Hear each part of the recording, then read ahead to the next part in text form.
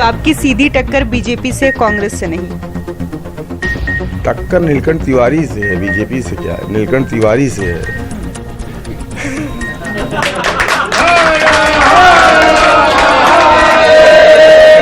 क्या हम बताएं, उनके जैसा लड़का कोई है ही नहीं। बहुत अच्छे हैं और सबके दुख में सुख में पहले कूद जाते हैं। सुबह ही निकल जाना, नाश्ता कभी किए कभी नहीं किए, किसी का भी फोन आ जाना, सबके दुख सुख में खड़े हो जाना, किसी को ये नहीं देखना कि ये ऊंचा वर्ग है छोटा वर्ग है। मेरे लिए टाइम ही नहीं मिल पाता। आपके लिए टाइम नहीं मिल पाता? हाँ। तो आप पापा से शिकायत नहीं करती कि पापा आप हमें टाइम ही नहीं देते? अरे तब तक इतने देर में आते तब तक हम लोग सो जाते हैं।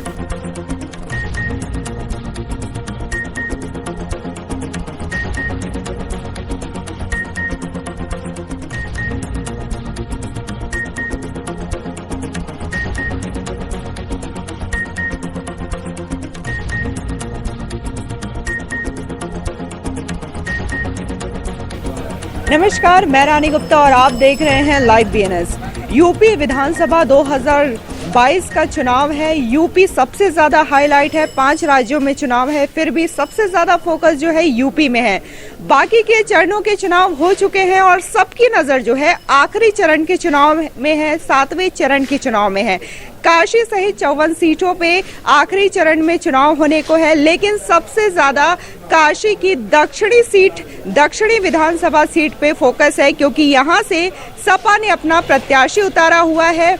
यहाँ के जो महामृत्युंजय मंदिर के महंत हैं किशन दीक्षित जी, उनको सपा ने अपना प्रत्याशी चुना है। बात करें दक्षिणी विधानसभा सीट की, तो यहाँ से 2017 में नीलकंठ तिवारी को बीजेपी प्रत्याशी के तौर पे चुना गया था और उन्होंने सन 1989 से एक तरह से बीजेपी का गढ़ माना गया है दक्षिणी विधानसभा सीट, वहां से जीत हासिल की और 2017 में वो यहाँ से जीते, प्रत्याशी बने और मंत्री बने। तो देखना होगा, कड़ी टक्कर मानी जा रही है बीजेपी के लिए दक्षिणी विधानसभा सीट की, क्या देखने को मिलेगा, जनता किसको चुनती है, किशन दीक्षित जी और यहाँ से जो नीलकंठ तिवारी जी है, कड़े की टक्कर देखने को मिल रही है। तो सीधे हम किशन दीक्षित जी से ही बात करते हैं, क्या रुझान देखने को मिल रहा है, जनता का कितना प्यार और सपोर्ट उनको मिल रहा है। जैसा कि कहा जाता है कि किशन जी जन नेता हैं और हमेशा जनता के बीच में मौजूद रहते हैं, तो इस वक्त हम मौजूद हैं उनके घर पे और उनके घर वालों से बात करते हैं कि वो एक महंत हैं, परिवार है उनका और विधायकी लड़ रहे हैं, तो कितना सपोर्ट उनको जनता से तो मिल ही रहा है, हम देख भी रहे हैं, और परिवार से कितना सपोर्ट मिल रहा है ये भी हम देखते हैं। तो यहाँ पे उनकी पूरी फैमिली है, उनके बच्चे हैं, उनकी पत्नी है, उनकी माता जी है, सभी से हम बात करते हैं। तो माता जी, शुरुआत आपसे करते हैं, आप बताइए कैसा लग रहा है, आपके बेटे विधायकी का इलेक्शन लड़ रहे हैं? बहुत अच्छा लग रहा है, मेरा बेटा बहुत अच्छा है, बस उसको बाबा का आशीर्वाद चाहिए, उससे बढ़ के और कुछ नहीं है। बस हमें क्या हम बताएं, उनके जैसा लड़का कोई है ही नहीं है। बहुत अच्छे हैं और सबके दुख में सुख में पहले कूद जाते हैं, अपना तो परिवार देख नहीं पाते हैं। यही है, आप लोग भी। तो भाभी जी हमारे साथ हैं। भाभी, आप बताइए कि कितनी व्यस्तता इन दिनों बढ़ गई है। वैसे तो वो महंत भी हैं और हम परिवार को भी देखते हैं, लेकिन जनता को भी वो हमेशा से देखते आए हैं, तो क्या पहले में और अब में कितनी व्यस्तता बढ़ी है? देखिए, इनकी व्यस्तता तो हमेशा से रही है। जब मुझे याद है कि जब हमारी शादी लगी थी, माताजी पिताजी जब हम लोगों की शादी तय किए थे, तो उन्होंने मुझसे पहले ही कह दिया था कि मैं देखो, मैं तुम्हें बहुत ज़्यादा समय नहीं दे पाऊँगा, मुझे मतलब अपनी फैमिली के साथ, क्योंकि ये हम लोगों की पूरी ज्वाइंट फैमिली है और हम लोग अपनी ज्वाइंट फैमिली को कभी ये नहीं समझे कि नहीं ये इनका परिवार उनका परिवार, हमारा पूरा एकजुट परिवार है। और परिवार को लेते हुए इन्होंने आज मुझे लगता है 17-18 साल से, मतलब मैं देख रही हूँ इनको, उसके पहले से ही इन्होंने किया है, पर ये मतलब सबको लेकर चल रहे हैं और सबके बीच में दुख में सुख में हमेशा खड़े रहते हैं। और आज तो व्यस्तता जो है तो है ही, ये पहले से ही व्यस्त रहते थे, मतलब सुबह ही निकल जाना, नाश्ता कभी किए कभी नहीं किए, किसी का भी फोन आ जाना, सबके दुख सुख में खड़े हो जाना, किसी को ये नहीं देखना कि ये ऊंचा वर्ग है छोटा वर्ग है। अपनी शासनकाल में भी इन्होंने जनता की सेवा पे ही ध्यान दिया है। कभी ये नहीं सोचा कि नहीं मुझे सरकार आ जाने के बाद मुझे कुछ करना है नहीं करना है। वो जनता के बीच में हमेशा से रहे हैं और आज टिकट मिल जाने के बाद भी थोड़ा व्यस्तता ज़्यादा बढ़ गई है, पर ये व्यस्त हमेशा ही रहते हैं। यहाँ तक कि मुझे पूरी रिस्पॉन्सिबिलिटी दे रखा है इन्होंने कि मुझे अपने परिवार को, तुम अपने परिवार मतलब परिवार को देखो, मुझे जनता को। तो हम लोगों के माताजी पिताजी हमारी भी इतने ही सपोर्ट ये लोग करते हैं कि मैं इतना प्यार पाती हूँ कि शायद मुझे अपनी माँ की भी उतनी याद नहीं आती। तो ये हमारा परिवार हर एक सदस्य बहुत सपोर्टिव है, और बच्चे से लेकर बड़े से लेकर हर कोई। तो जनता के बीच में ये हमेशा से बहुत अच्छे से रहे। बस मैं जनता से अपील करती हूँ कि इनको मतलब इतना लोगों के बीच में लगाव है, जनता के बीच में इतना सब कुछ करते रहते हैं, तो इनको इस थोड़ा सा सपोर्ट करें। उन जनता और ईश्वर दोनों ही चुनाव लड़ रहे हैं, तो उनको सपोर्ट किया जाए और जरूर एक मौका दिया जाए। हम उनके बच्चों से भी बात करते हैं। आप अपना नाम बताइए। अंश दीक्षित, आप कौन सी क्लास में हैं? 5B में। आपको पता है ना कि आपके पापा इलेक्शन लड़ रहे हैं? हाँ पता है। कैसा लग रहा है, कितना सपोर्ट करते हैं और कितना भागदौड़ उनको देखते हैं करते हुए? अच्छा लगता है कि इलेक्शन लड़ने पर कुछ कर नहीं पाते हम लोग। क्या करना चाहते हैं? उनके साथ रहने, उनका मदद करना चाहता हूँ। कैसे मदद करेंगे? उनके साथ रह कर। आपका क्या नाम है? आर्य दीक्षित, कौन सी क्लास में है? 2D। आपको पता है ना कि पापा इलेक्शन लड़ रहे हैं, कैसा लगता है उनको देख करके जब इतने सारे लोग उनको प्यार करते हैं? बहुत अच्छा लगता है। मेरे लिए टाइम ही नहीं मिल पाता। आपके लिए टाइम नहीं मिल पाता? हाँ। तो आप पापा से शिकायत नहीं करती कि पापा आप हमें टाइम ही नहीं देते? अरे तब तक इतने देर में आता तब तक हम लोग सो जाते हैं। ज्यादा रात को आते होंगे, सो जाते होंगे। हाँ। कोई बात नहीं। आपको भैया आप बताइए, आप किस तरीके से सपोर्ट कर रहे हैं? जी देखिए, पहले तो मैं बाबा मायावती जी का बहुत शुक्रिया अदा करना चाहता हूं कि उनके आशीर्वाद से आज अखिलेश यादव जी ने चाचा पे भरोसा जताया है। काशी के लड़के हैं वो, काशी की जनता उनसे बहुत प्यार करती है। इसको देखते हुए हमारे अध्यक्ष जी ने उन पर विश्वास जता के दक्षिणी का विधायक बनाया है। वो बनने वाले भी हैं, इस समय टिकट मिल गया है, भारी वो जीत भी रहे हैं। आगामी चुनाव में परिणाम बहुत अच्छे आएंगे। काशीवासी बहुत प्यार करते हैं उनको, पूरा परिवार उनके साथ लगा हुआ है, पूरा समाज उनके साथ लगा हुआ है, पूरा ब्राह्मण वर्ष उनके साथ लगा हुआ है। वो जीत रहे हैं विश्वनाथ की कृपा से। भाभी आप क्या कहना चाहेंगी, कितनी व्यस्तता बढ़ी है? हम तो यही कहेंगे कि बस प्रभु उनका हमेशा ध्यान करते हुए उन जिस ऊंचाइयों तक वो जाना चाहते हैं उनको पहुंचाएं, और सब छोटे वर्ग बड़े वर्ग सबको आशीर्वाद उनके साथ रहे ताकि वो भगवान उनकी मनोकामनाओं को पूर्ण करें। अच्छा ये बताइए कि आप तीनों लोगों को क्या मैसेज देना चाहेंगे? 7 तारीख को इलेक्शन है, और पापा को क्या कहना चाहेंगे? मैं पापा को मैं लोगों से कहना चाहूंगी कि साइकिल के ही बटन को दबाएं। और मेरे पापा को जीता है। आप लोग क्या कहेंगे? कुछ नहीं। और किशन बोलो, वोट फॉर चाचा जी। यही कहना चाहते हैं कि सही लोगों को वोट दें और पापा को जीता है। आप क्या कहना चाहेंगी भाभी? आपके फैमिली से विधायकी लड़ रहे हैं किशन भैया, तो कितना सपोर्ट देखने को मिलता है? आप लोग कितना सपोर्ट करती हैं? जनता तो सपोर्ट कर ही रही है। बस हम लोग यही चाहते हैं कि बस हमारे चाचा जी जो हैं वो आने वाले चुनाव में जीत जाएं, और सबको जैसे सपोर्ट करते हुए आ रहे हैं वैसे आगे भी सपोर्ट करें। बस जनता से रिक्वेस्ट है कि बस इस बार उनको जिताए और आगे सबको सपोर्ट करने का मौका दे उनको एक बार फिर से। आप क्या कहना चाहेंगी? मेरा भांजा मेरे लिए बहुत अच्छा है। मेरे सब भांजों में मेरा भांजा बहुत अच्छा है। बचपना मेरे यहाँ ही उसका बीता है, हाई स्कूल इंटर मेरे यहाँ से है, लेकिन मेरा भांजा मेरा बहुत सपोर्ट किया है। अखिलेश यादव के साथ जा करके वाराणसी से जौनपुर तक साइकिल से गया। हम लोग की इतनी खुशी की, इतने बचपन काल में इन्होंने इतना तपस्या किया। इनको एक बार प्रभु इसका मौका दे। माँ और मेरा भांजा माँ का बहुत भक्त है और बाबा का भी बहुत बड़ा भक्त। हम लोग भी महामृत्युंजय बाबा को बहुत मानते हैं दर्शन की अभिलाषा से, लेकिन मैंने सुना कि मेरा भांजा टिकट पाया है तो हम कहे अपना आशीर्वाद जरूर दे। आप कहाँ से आई हैं? मैं मड़ियाहू से आई हूँ।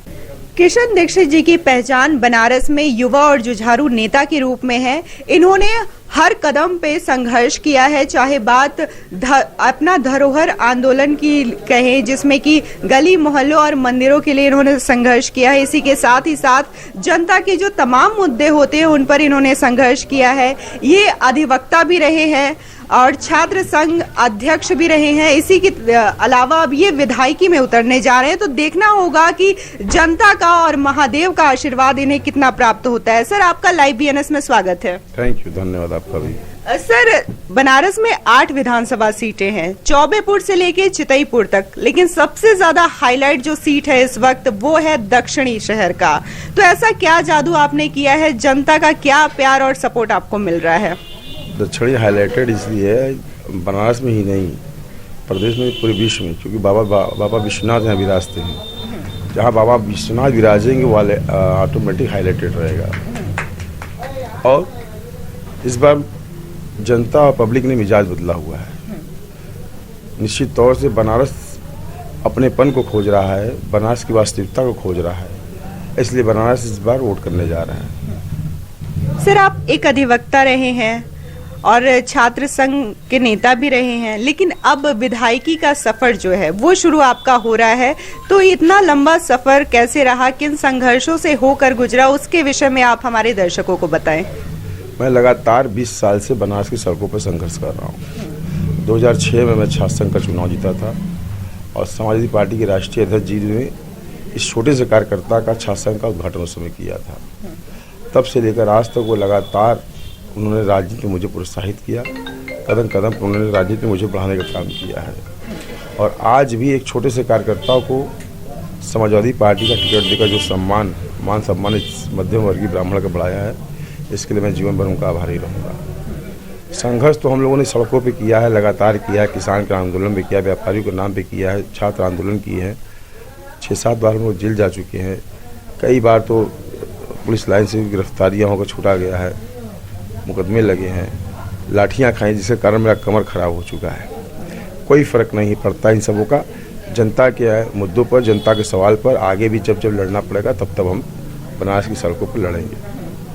अच्छा, यहाँ पे डबल इंजन की सरकार है, केंद्र में भी बीजेपी है और स्टेट में भी बीजेपी है, तो क्या कमियां आप देखते हैं कि बनारस में वो चीजें क्या नहीं हो पाई हैं जो डबल इंजन के सरकार में होनी चाहिए थी?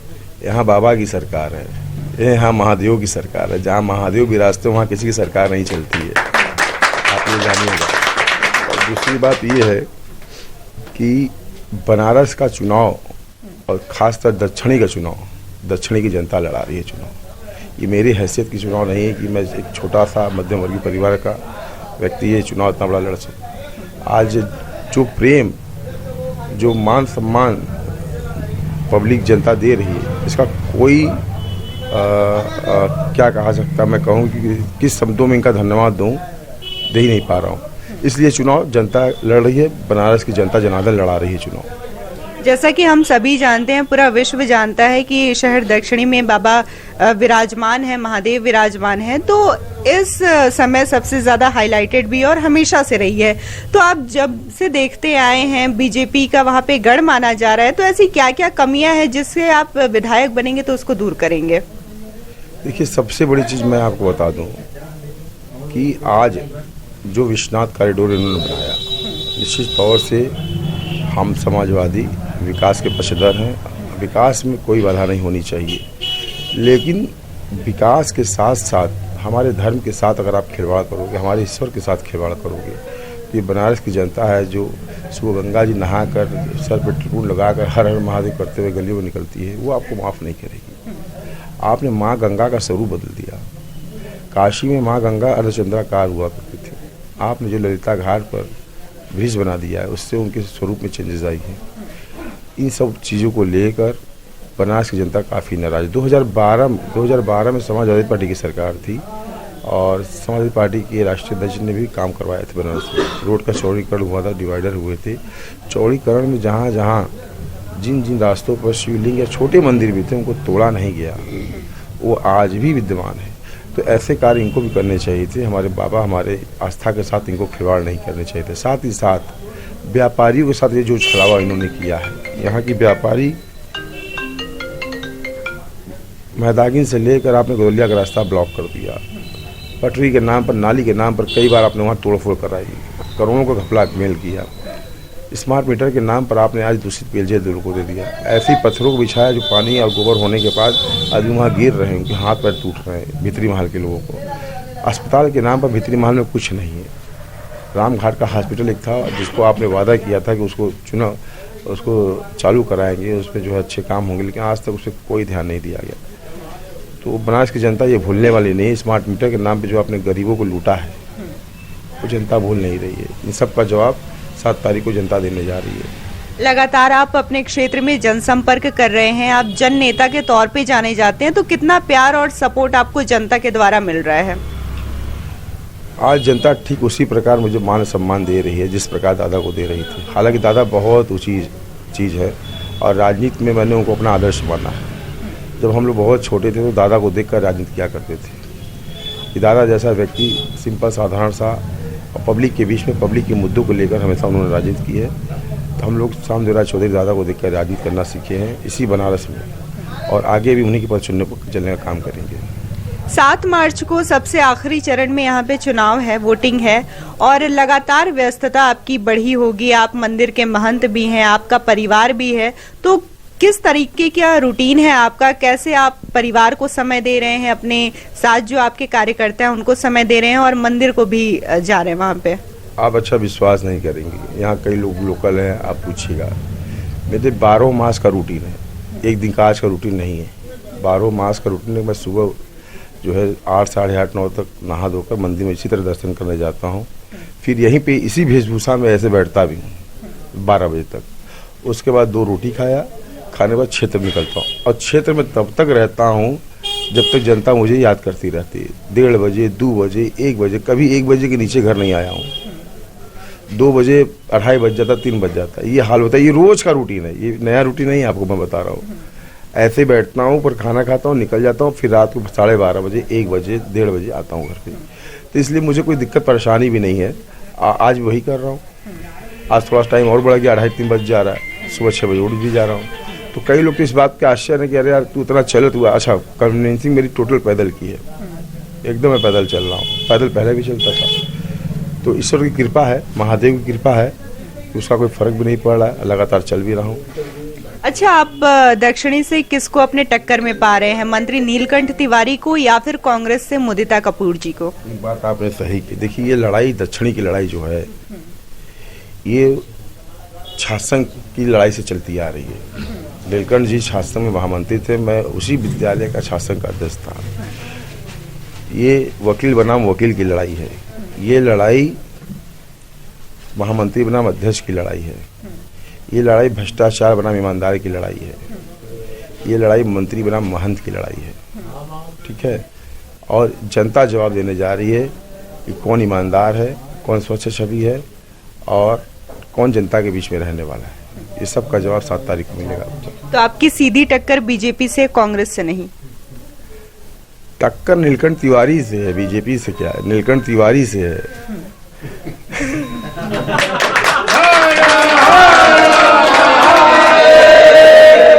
ये थोड़ा सा क्रिटिकल सवाल होगा। आपको 2 लोगों से सलाह लेनी हो, और पहले हैं नीलकंठ तिवारी जी और दूसरे हैं कांग्रेस से मुदिता कपूर जी, तो आप किससे सलाह लेंगे? दोनों ही सलाह आपको उचित ही देंगे, सही देंगे, फिर भी आप किसके सलाह को यकीन करेंगे? सलाह लेने क्यों जाऊँ? मुदिता कपूर जी का मैं सम्मान करता हूँ। महिलाओं का सम्मान समाजवादी पार्टी ने हमेशा किया है, मैं हमेशा उनका सम्मान करता हूँ।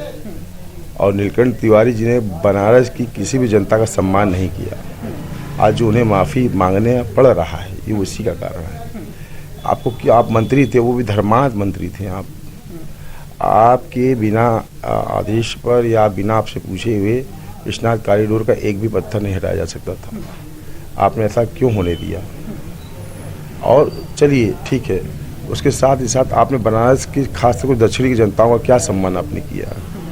इसके अलावा आपने ऐसे कभी ताका नहीं हाथ बांध के, जो आज जनता की चर्चा का विषय है। कभी एक कार्यकर्ता उनका अगर फोटो खिंचाया हो तो कभी आपने उनकी फ़ोटो कभी सीधे मुँह पे देखी नहीं होगी।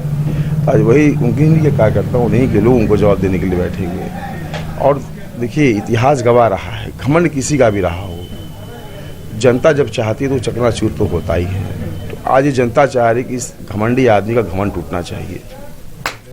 तमाम दिग्गज राजनेता वाराणसी आ रहे हैं, आखिरी चरण का चुनाव है, कल पीएम भी आ रहे हैं और रोड शो कर रहे हैं, तो क्या लगता है कि आखिरी दौर पे पीएम का रोड शो बाजी पलट सकता है? बनारस सबका सम्मान करता है, बनारस सबका मान बढ़ाता है, जो आएगा बनारस सबका सम्मान करेगा, बनारस सबका मान बढ़ाएगा। लेकिन बनारस की जनता, खासकर दक्षिणी की जनता, इस बार वोट अपने मन से करने जा रही है। दक्षिणी शहर की जो जनता है हमें देख रही है, आपका इंटरव्यू सुन रही है, उनसे क्या अपील करना चाहेंगे? मैं बस एक ही अपील करना चाहूँगा, बनारस की भोली भाली जनता, महादेव हर हर महादेव का नारा लगाने वाली वो जनता जो हमेशा से अपना प्रतिनिधित्व चुनने का काम करती है, 7 तारीख को जब आप वोट करने जाइएगा तो निश्चित तौर से बटन दबाते समय एक बार जरूर सोचिएगा कि आप किस व्यक्ति को वोट करने जा रहे हैं। एक वो व्यक्ति जो कभी आपके बीच में ना आया हो 5 साल, और एक वो व्यक्ति जो हमेशा आपके लिए सड़कों पर संघर्ष किया हो, आपके बीच में रहा हो। इतना सोचकर जरूर आप बटन दबाइएगा। और मैं आपसे निवेदन करता हूं कि एक बार इस छोटे से बेटे को, अपने भाई को, अपने इस सेवक को जरूर मौका दीजिएगा। साइकिल वाले बटन के सामने बटन दबाकर किशन दीक्षित को चुनाव जिताने का काम करिएगा। बात की शहर दक्षिणी से विधानसभा सीट से उतरे प्रत्याशी सपा प्रत्याशी किशन दीक्षित जी से, जो कि महामृत्युंजय मंदिर के महंत भी हैं और जन नेता भी हैं, जो हमेशा देखे जाते हैं जनता के बीच में मौजूद रहे हैं, तरह तरह के संघर्ष इन्होंने किया है। तो देखना दिलचस्प होगा कि 7 मार्च को जनता किसे चुनती है और किसको अपना प्रतिनिधि के रूप में स्वीकार करती है। शहर दक्षिणी से कौन जीतता है ये तो आने वाला 10 तारीख ही बताएगा, जब 10 तारीख को इस सीट से ऐलान होगा यूपी की सरकार कौन बनता है ये देखने को मिलेगा। और हम भी आपसे आग्रह करेंगे, विनती करेंगे, लाइव वीएनएस की टीम भी आपसे यही कहती है कि पहले मतदान करें फिर जलपान करें। आगे और भी खबरों के लिए देखते रहिए लाइव वीएनएस। मैं रानी गुप्ता, वीडियो जर्नलिस्ट राजेश अग्ररी के साथ। डिजिटल इंडिया का digital new platform live VNS पिछले 7 वर्षों से बनारस की सेवा में। पाइए बनारस के कोने कोने की खबर निष्पक्षता के साथ। लाइव वीएनएस से बनारस की ताज़ा तरीन खबरों के लिए प्ले स्टोर से डाउनलोड कीजिए लाइव वीएनएस ऐप या फॉलो कीजिए लाइव वीएनएस को सोशल मीडिया पर।